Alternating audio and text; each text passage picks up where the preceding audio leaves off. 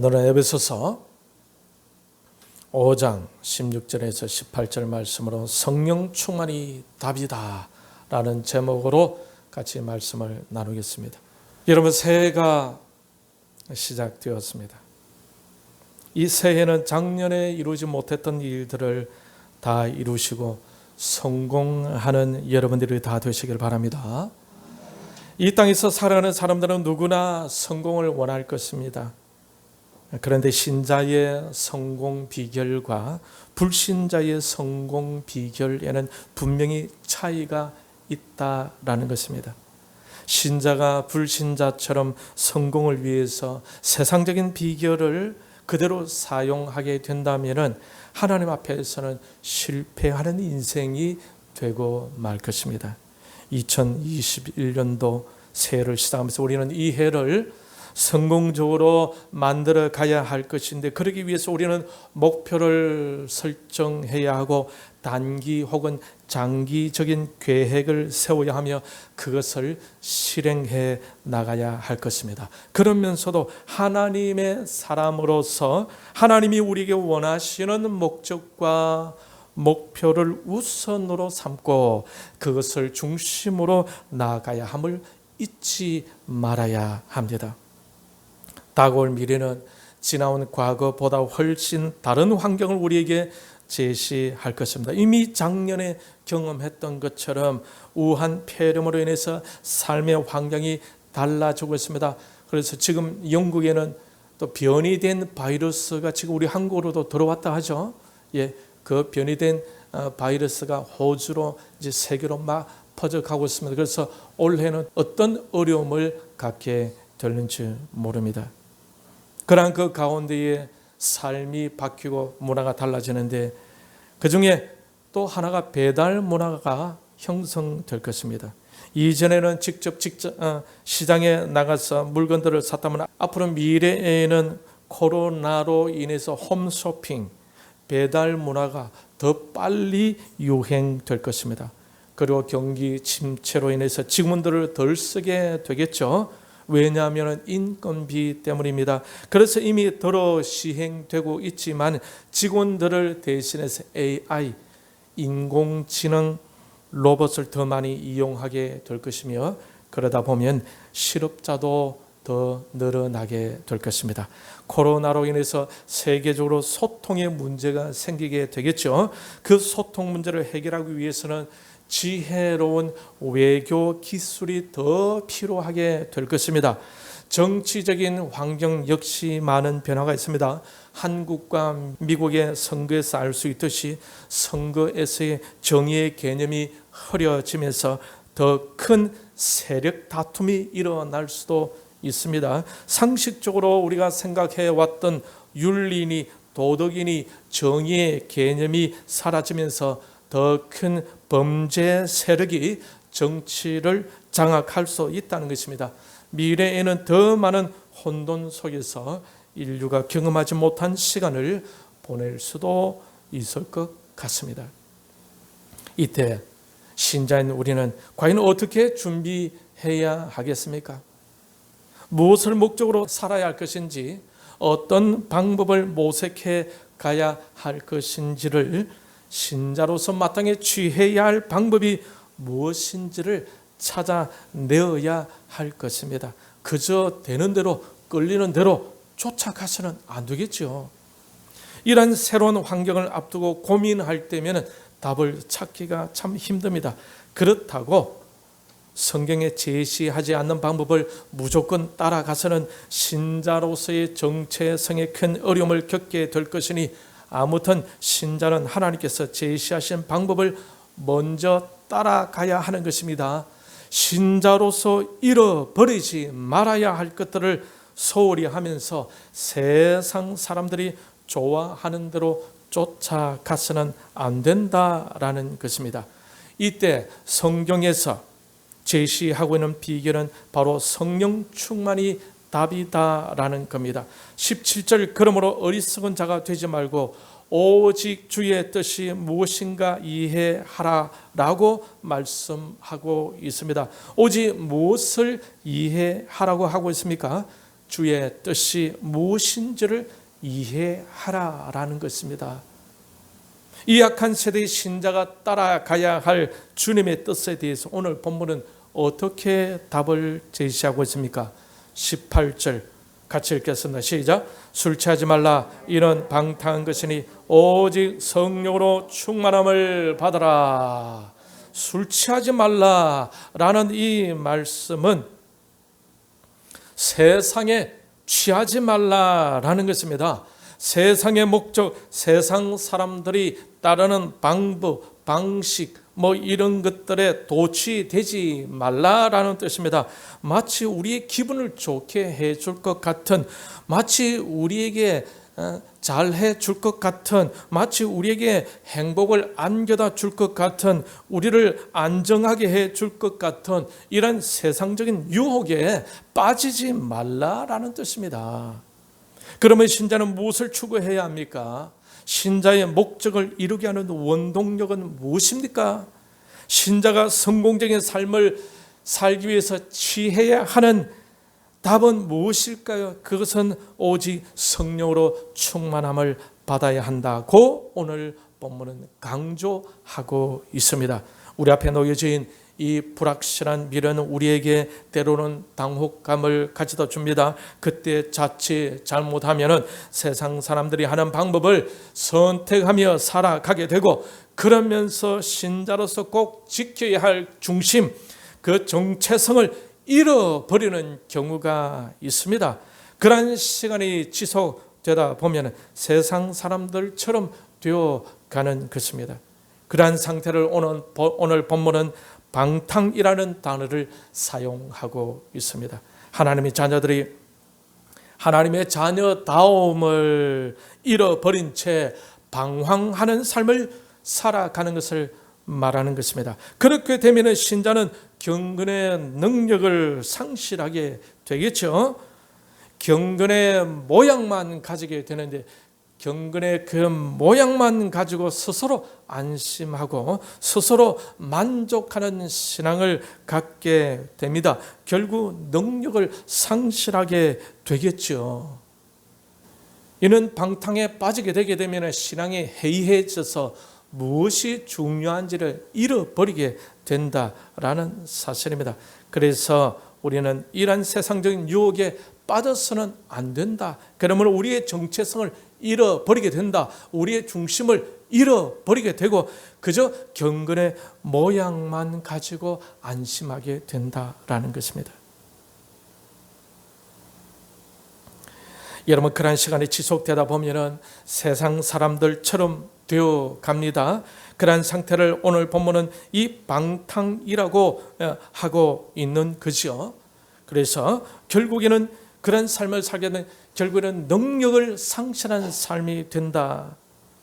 이런 신자들은 결국에는 경건의 능력을 상실하게 되어지니까 결국 세상적인 방법, 인간적인 생각, 인간적인 가치관, 세상적인 가치관을 교회로 끌어오게 되고 교회에서 그것을 가지고 마음대로 움직이게 하려고 한다라는 사실입니다. 그렇게 되면은 교회는 세속화되어 갈 것이고 인간적인 교회가 되어 갈 것이며, 그러면은 거룩과 말씀 그리고 기도의 능력을 잃게 되고 교회는 인본주의화가 되어 가면서 하나님의 영적 질서가 사라지게 됩니다. 그러면 교회는 마치 세상의 계모임과 같아진다라는 사실입니다.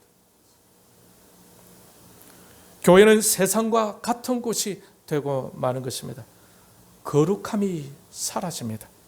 겸손과 섬김과 존중과 경외감이 사라지게 됩니다.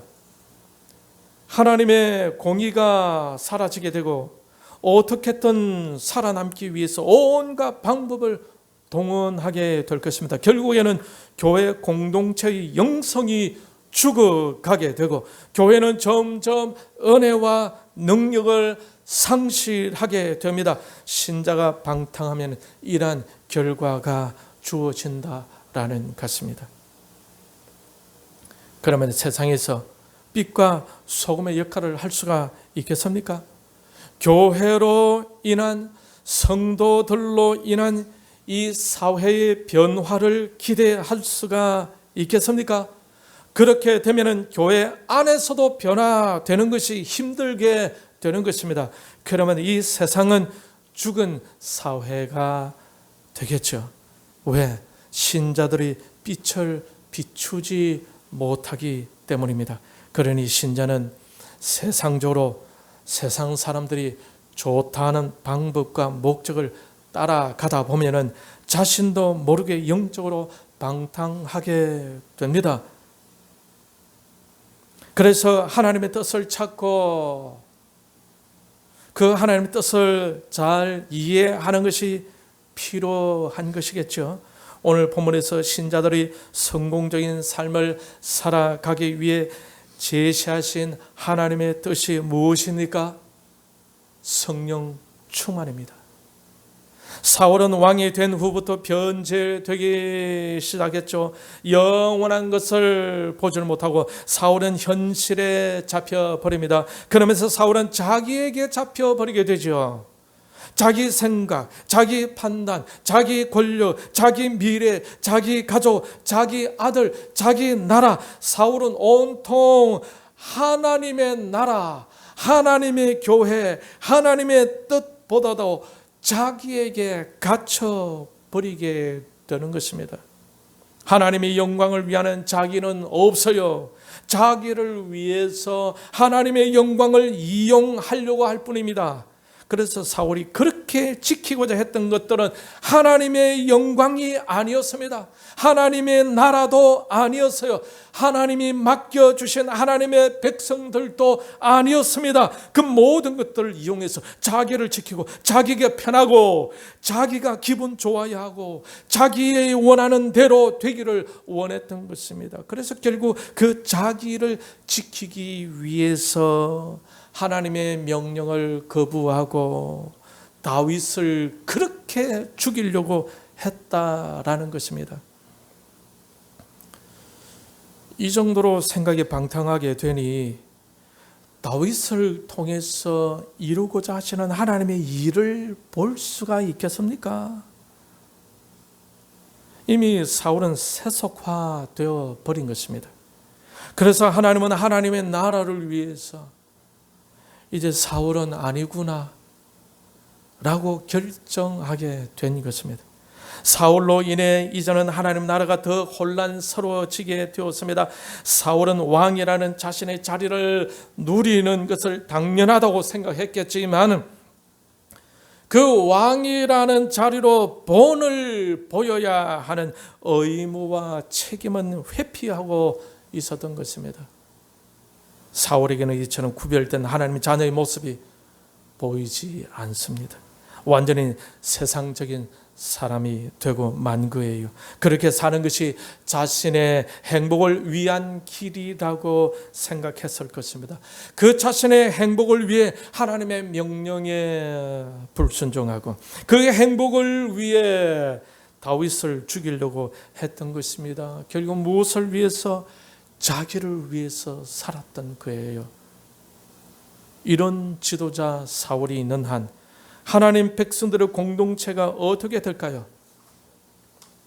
사울만 인간적으로 살아남게 되고 다른 하나님의 백성들은 하나님의 백성들의 다움을 다 잃어버린 채 악한 사울 왕의 노예와 같이 질질 끌려가게 되고 그 백성들은 감사와 기쁨과 능력을 잃어버린 채 살아가게 될 것입니다.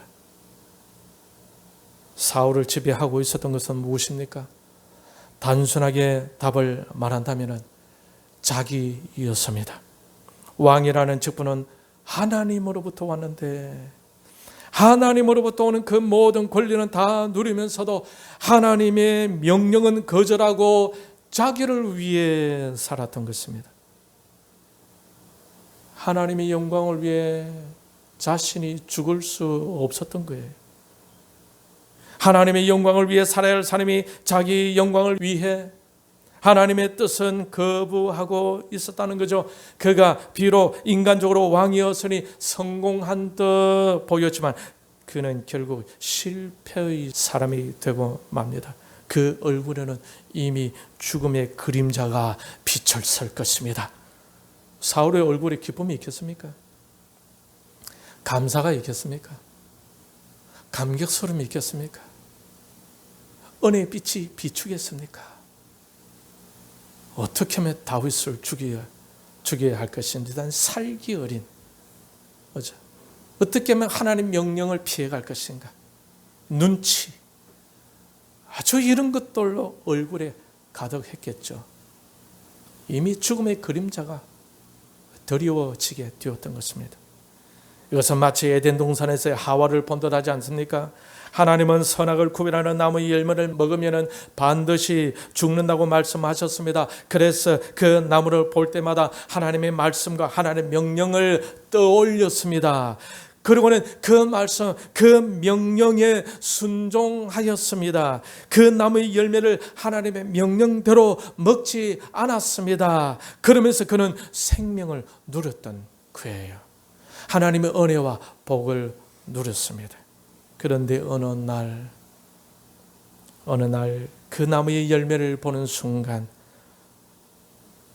너무 보기에 좋았습니다. 너무나 그 열매가 먹고 싶어졌어요. 마귀와 대화를 나눈 후부터 하와가 달라졌습니다. 하와는 하나님 먹지 말라고 하신 그 명령을 어기고 그 열매를 자기가 먹고 싶다고 하고 싶다고 따먹고 말았어요. 그 순간 하나님의 말씀과 하나님의 명령에 대한 가치는 하와의 삶 속에서 다 사라져 버리고 맙니다. 그러면서 하와는 하나님을 무시하게 되어졌고 하나님 말씀을 업신여기게 되어졌습니다. 그것이 중독이 됩니다. 하나님을 무시하며 하나님 말씀을 업신여겨도 이제는 전혀 마음에 죄책감을 느끼지 못합니다. 하와는 그때부터 자기의 욕구대로, 자기의 감정대로, 자기의 기분대로, 자기의 판단대로, 세상이 이끄는 대로, 사람이 유혹하는 대로 움직여 가게 됩니다. 그 영적 흐름이 이제 그 가인을 통해서 오늘날까지도 흐르고 있다는 것입니다. 저와 여러분은 이 가인으로 흐르는 그러한 영적 흐름에 서 있어서는 안 될 것입니다. 할렐루야. 하나님을 무시하고 하나님의 교회를 업신여기고 하나님의 말씀을 업신여기는 그런 영적인 흐름에 있어서는 복을 받을 수가 없는 거죠. 하나님의 은혜를 받을 수가 없는 거예요. 거기는 하나님의 저주만 기다리고 있는 것입니다. 오늘 이 시간에 새해 첫 예배에 하나님께 나와 예배하는 여러분의 그 중심 안에서 하나님의 영광의 흐름이 있는 그 흐름이 여러분에게도 있을 줄 믿습니다. 할렐루야. 그 중심을 끝까지 지켜나가게 되면 하나님이 지켜주시는 삶이 되는 거예요. 그런 눈에 보이는 것이 좋다고 하와처럼 말이죠. 마귀를 선뜻 쫓아가 버리면서 하나님 중심 잃어버리고 하나님 말씀 잃어버리고 그냥 내 마음대로 살게 되게 되면은 거기는 뭐가 있겠습니까? 하나님의 심판이 기다리는 하나님의 심판이. 그러나 다윗처럼 중심을 잃어버리지 않고 오직 하나님의 영광을 위해서 내가 헌신하고 내가 손해볼 줄 알고 내가 좀 더 수고하고 해나갈 때에는 결국 욥을 기다리고 있었던 그 복처럼 다윗을 기다리고 있었던 그 복처럼 여러분 앞에는 하나님의 복이 여러분을 기다리고 있을 줄 믿습니다. 그러니 여러분은 가인으로 흐르는 그런 영적 흐름에 그냥 무심결이라도 서 있으면 안 된다라는 것입니다. 이런 부분은 사울하고 또 비슷하죠. 결국 이렇게 변질된 자신의 목표는 다윗을 죽이는 것이었습니다. 그리고 자신에게 반대한다는 이유로 85명의 제사장들까지 죽여버리고 맙니다. 그러니 변질된 사울은 공동체가 하나님의 중심 사상을 다 잃어도 자기만 괜찮으면 괜찮다고 생각하고 있었던 거예요. 그러니 여러분이 하나님 입장에서 보게 되면 이 사울을 버리려고 하셨던 하나님 마음이 이해되시죠? 이 사울을 그냥 두고는 하나님 나라의 공동체가 성하지 않게 되는 것입니다. 하와로 인하여 하와 자신의 가정이 타락하게 되었지 않습니까? 그 하와의 실수로 말미암아 그 가정뿐만 아니라 그 나라와 그 자자손손 후대가 다 죽음의 길로 가게 되어졌습니다. 하나님은 사울에게 여러 번 깨달을 기회를 주시지만은 사울은 그 기회를 살리지 못하고 스스로 생각하고 스스로 판단하고 스스로 선택해 갑니다. 더 이상 하나님 말씀이 들리지 않습니다. 더 이상 하나님의 교훈이 보이지 않습니다. 그렇게 하다가 그는 결국 죽음의 길로 가고 말았던 것입니다. 이러한 영적으로 방탕한 생각은 스스로를 죽음의 길로 이끌게 하는 것입니다. 하나님의 백성들은 하나님의 뜻을 쫓아야 합니다. 하나님의 방법을 추구해야 합니다. 하나님의 목적을 자신의 목적으로 삼아야 하는 것입니다. 사울은 하나님이 맡겨주신 왕이라는 그 직분은 다 누리면서도 그 직분을 맡은 자로서 당연히 해야 할 의무와 책임과 본을 보여주는 삶에서는 실패하고 말았던 것입니다. 이러한 사울을 통해 무슨 기대를 할 수가 있겠습니까? 이 사울이 이스라엘 나라의 공동체에 무슨 도움이 되겠습니까? 하나님의 교훈을 듣지 않으려고 하면서 왕의 역할을 다 하려고 하는 이 행위에 대해서 여러분에게는 어떤 생각이 드십니까? 그런데 그러던 사울에게 어느 순간 그런 모든 악한 마음이 잠시 멈춰버린 사건이 있었습니다. 그 순간만큼은 세상적인 사람이 아니었습니다. 그 순간만큼은 자기를 위해 살지 않아요. 그 순간만큼은 자기의 권력과 자기 아들과 자기 나라에 집착하지 않습니다. 그 순간만큼은 하나님의 거룩한 일에 동참하게 됩니다. 다른 선지자들처럼 예언을 합니다. 자신의 육적인 힘과 육적인 지혜와 육적인 잔꾀와 육적인 방법과 육적인 목적으로부터 자유하는 상태가 되었습니다. 하나님이 이끄시던 다윗을 죽이려 하던 그 마음도 싹 사라졌어요. 그는 그 순간 모든 것을 다 내려놓고 다른 선지자들처럼 예언을 하는 자리에 있게 되었던 것입니다.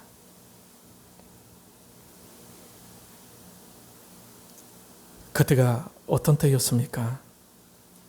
자기의 의의가 빛날 때였습니까? 아닙니다. 자기의 노력이 빛날 때였습니까? 아니죠. 자기 헌신이 빛날 때였습니까? 아닙니다. 자기 열심이 빛날 때였습니까?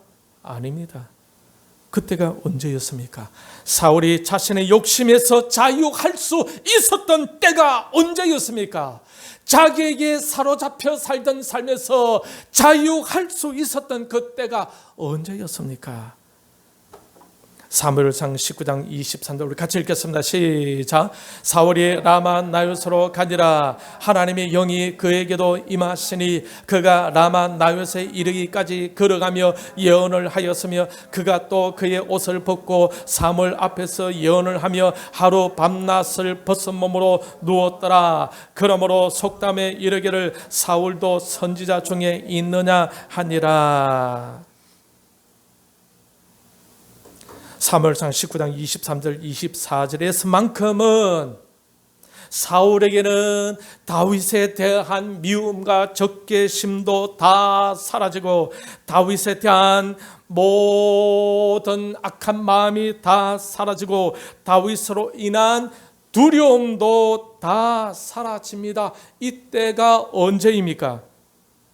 그때는 다름 아닌 하나님의 영이 그에게 강하게 임하실 때였다라는 거예요.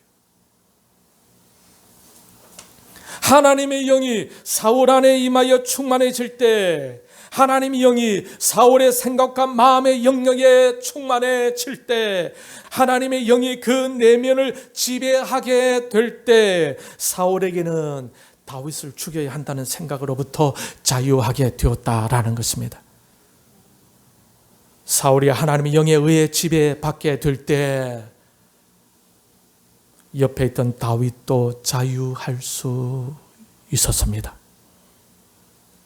여기서 우리가 알 수 있는 것은 사울이 진정으로 하나님을 위해 설 수 있었던 길, 사위였던 다윗에게도 자유를 줄 수 있었던 그 길은 바로 사울 자신이 하나님의 영에 의해 충만해질 때였습니다. 하나님의 영에 의해 사로잡혔을 때에 사울은 자신의 적개심과 미움에서 자유할 수 있었던 것입니다.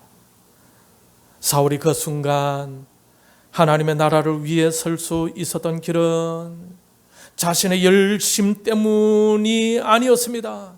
자신의 수고, 자신의 능력, 자신의 헌신 때문도 아니었습니다. 사울은 아주 순간적이었지만 잠시나마 자신이 하나님의 나라를 위해 거룩한 존재로 설 수 있었던 것은 하나님의 영이 그에게 임하셨을 때였습니다.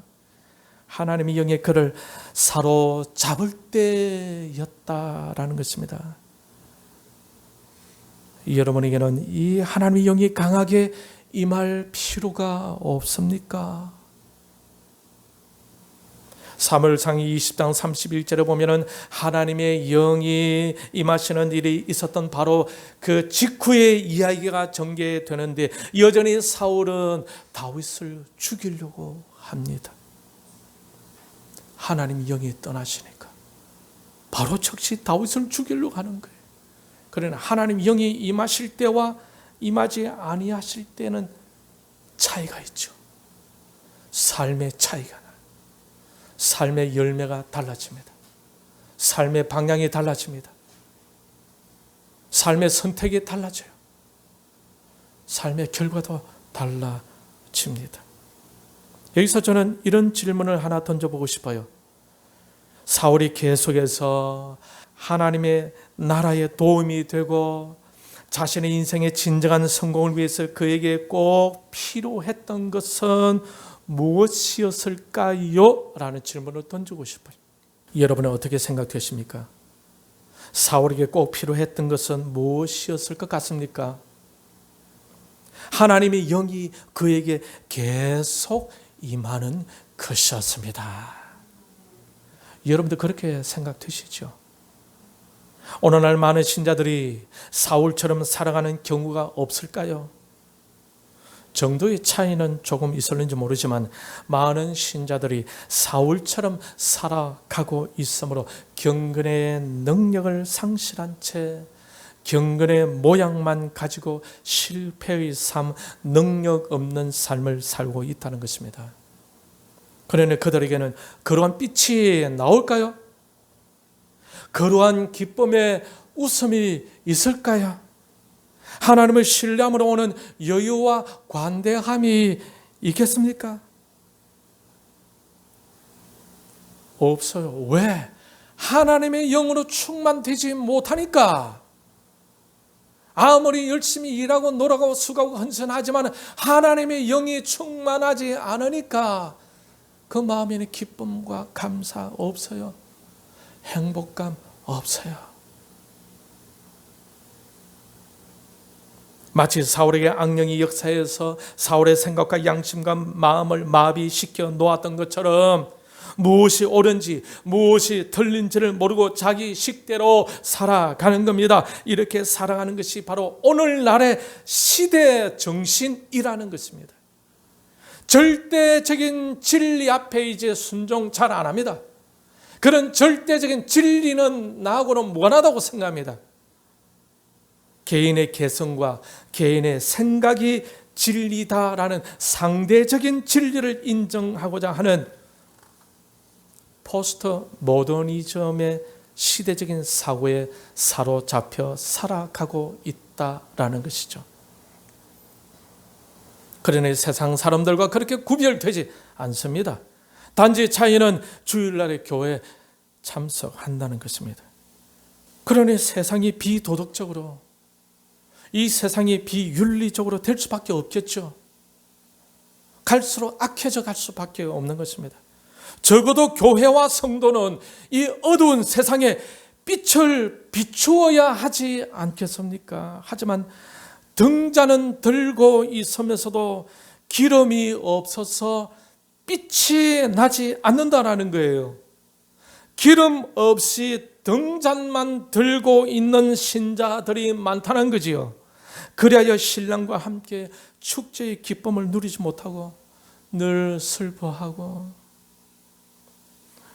늘 절망 속에서 늘 실패감 속에서 늘 우울하고 늘 좌절하며 늘 도망 다니듯 살면서 지쳐가는 신자들이 많다라는 것입니다.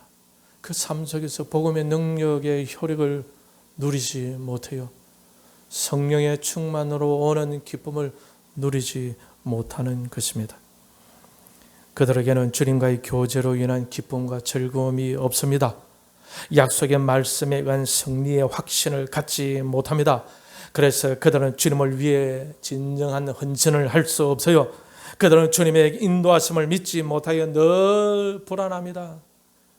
그들은 예수 안에서의 구원의 확신을 갖지 못하고 종교적인 행위에만 조금 힘쓰고 있을 뿐입니다. 복음의 능력으로 인한 감사와 기쁨을 잃어버리며 살고 있습니다. 그래서 주님의 뜻을 따라 예수님을 따라가야 한다라는 이런 강한 마음이 없어요. 그냥 사람들을 쫓아갑니다. 사람이 일어나면 일하고 세상이 일하면 일하고 정체성이 없어요. 정체성. 하나님의 군사가 아닌 거예요. 그러니 영적으로 행복할 수 있겠습니까? 갈라디아서 5장 16절 같이 읽겠습니다. 시작. 내가 이르노니 너희는 성령을 따라 행하라. 그리하면 육체의 욕심을 이루지 아니하리라. 그들을 이끌고 있는 것은 하나님이 영이 아닙니다. 그들이 이끌고 있는 것은 성령 하나님이 아닙니다. 그들을 이끌고 있는 것은 사울을 이끌고 있는 것과 흡사합니다. 자기 욕심이에요. 자기 생각이에요. 자기 판단입니다. 자기 권력이에요. 자기 나라에 대한 걱정입니다. 자기 아들의 장래에 대한 걱정입니다. 그리고 그 안에서 깊이 자리 잡고 있는 악령입니다. 그래서 사울은 하나님께 자신의 삶을 하나님께 맡기지 못해요. 하나님을 전적으로 의지하지 못해요. 그래서 하나님을 따라가지 않고 사람을 따라갑니다. 하나님 명령을 순종하지 않고 사람의 명령을 순종하는 거예요. 사울이 그렇다는 거죠. 그래서 사울은 성공하지 못합니다. 그런 상태는 마귀가 하와를 유혹하여 환상에 사로잡히게 했던 것과 같은 것입니다. 자기 영화, 자기 영광, 자기 기쁨, 자기 만족, 아주 1차적인 차원에 갇혀 있습니다. 하나님 말씀에 순종하여 하나님의 뜻을 이루어 드리면서 오는 그 감사와 기쁨, 하나님을 위해 헌신하면서 오는 만족감, 성취감, 하나님의 영광에 대한 영적인 가치들을 다 잃고 있어요. 아주 세상적인 사람으로 변질되고 있는 것입니다. 그러니 귀신들이 은신처로 삼기에 아주 딱 맞는 영적 토양을 갖게 되어져 있었던 것입니다. 그곳에 악한 영들이 집을 짓고 경관진을 삼고 그들을 통해 하나님의 사람들을 핍박하고 괴롭히고 미워하고, 그래서 하나님의 뜻이 이루어지지 못하게 만들고 하나님의 나라가 성장하지 못하도록 만드는 것입니다. 이스라엘 나라의 왕 사울이 마귀의 간첩이었다니까요. 이스라엘 나라 왕 사울이 마귀의 스파이였어요. 그 적은 너무나 가까운 데 있었습니다. 이스라엘 나라의 왕이 하나님 나라의 적으로 이용되고 있었던 거예요. 무엇이 문제입니까? 하나님이 영으로 계속 충만하지 못한 것이 문제입니다. 많은 경우는 하나님이 영으로 충만되지 못한 채, 충만되고자 하는 마음도 없고 생각도 없습니다. 하나님의 영으로 충만되는 것이 무엇인지도 몰라요. 그저 열심히 수고하고 봉사하고 기도하고 예배만 드리면 되는 줄 압니다. 그런데 그 안에는 자유가 없어요. 그 안에 기쁨이 없어요. 왜? 하나님의 영으로 충만하지 않으니까. 그런 데다가 악한 영이 사울에게 임한 것처럼 임하게 되면 생각도 판단도 행동도 이상하게 됩니다. 전혀 하나님의 자녀답지 않게 되는 것입니다. 갈라디아서 5장 17절에는 육체의 속은 성령을 거스르고 성령은 육체를 거스른다고 말씀하고 있습니다. 성령 하나님을 마음에 충만히 모셔야 합니다. 그렇지 않으면 육체의 소욕이 우리 안에 꽉 차고 그것이 우리를 좌지우지하게 할 것입니다. 갈라디아서 5장 19절 21절은 이렇게 말씀하고 있습니다. 같이 읽겠습니다. 시작. 육체의 이름 분명하니 곧 음행과 더러운 것과 호색과 우상숭배와 주술과 원수 맺는 것과 분열함과 이단과 투기와 술참과 방탕함과 또 그와 같은 것들이라 전에 너희에게 경계한 것 같이 경계하노니 이런 일을 하는 자들로 받지 못할 것이요. 이 말씀을 보면 사울 왕이 생각나지 않습니까? 결국 사울은 왕의 자리를 잃지 않으려고 그렇게 발버둥 쳤지만 결국 그의 인생은 성공이 아닌 실패의 삶이 되고 말았습니다. 그를 볼 때 아쉬운 것은 그때 하나님의 영이 잠시 강하게 임하실 때에 사울이 계속해서 그 하나님의 영이 임하시도록 간절히 기도하고 매달렸다면 얼마나 좋았을까 하고 말입니다. 오늘날에 살아가는 신자들에게도 마찬가지입니다. 하나님의 영이 임하게 되는 삶이 신자들에게 성공적인 삶의 밑거름이 된다는 것을 잊어서는 안 됩니다. 스가랴서 4장 6절 같이 읽겠습니다. 시작. 이는 힘으로 되지 아니하며 능력으로 되지 아니하고 오직 나의 영으로 되느니라. 아멘. 이제 새해가 밝았습니다. 이 해가 여러 가지 악조건에서 시작되고 있지만 하나님의 영이 여러분에게 강력하게 임하신다면 성공하는 이 한 해가 될 줄 믿습니다. 그 성공은 성령으로 충만되어 주님과 인격적으로 동행할 때에 나타나는 것입니다. 이것은 어쩔 수 없는 신자의 성공을 위한 방법인 것입니다. 그러므로 성령으로 충만되기를 사모하시기를 바랍니다. 성령 충만되는 것을 여러분의 제일 첫 번째 기도 제목으로 삼으시기를 바랍니다. 여러분의 지식과 여러분의 수고와 헌신에 근거하여 살지 마시고 성령 하나님이 여러분의 인격 속에서 역사하시도록 성령 하나님을 마음에 모시고 그 성령 하나님을 잘 대접해 드릴 수 있기를 바랍니다. 그 성령 하나님이 여러분의 생각과 마음을 지배할 수 있도록 여러분이 지금 붙잡고 있는 그 모든 육신적인 것들을 다 내려놓을 수 있기를 바랍니다.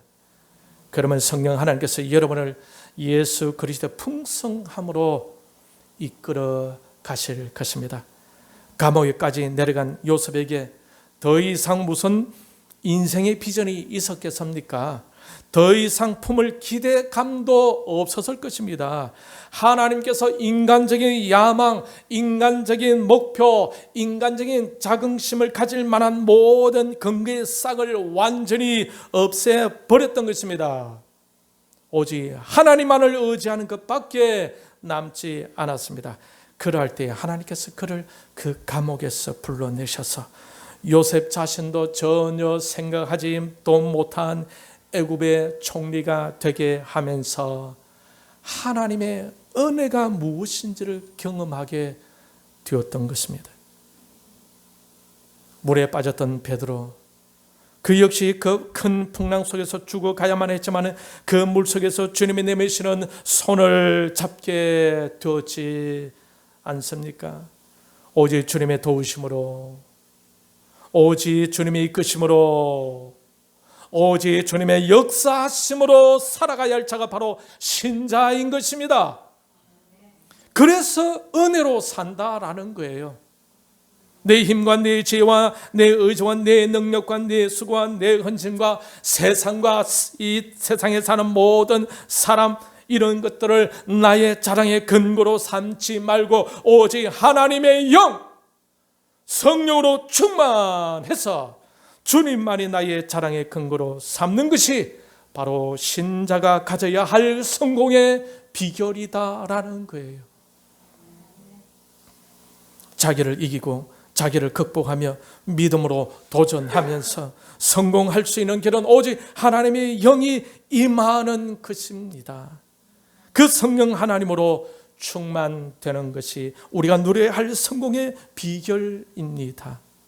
그 성령 하나님께서 이끌어 주시는 삶을 살아야 하는 것입니다. 그러한 삶이 바로 이 험난한 우리에게 닥쳐질 미래에 성공할 수 있는 신자의 유일한 방법임을 명심하시기를 바랍니다.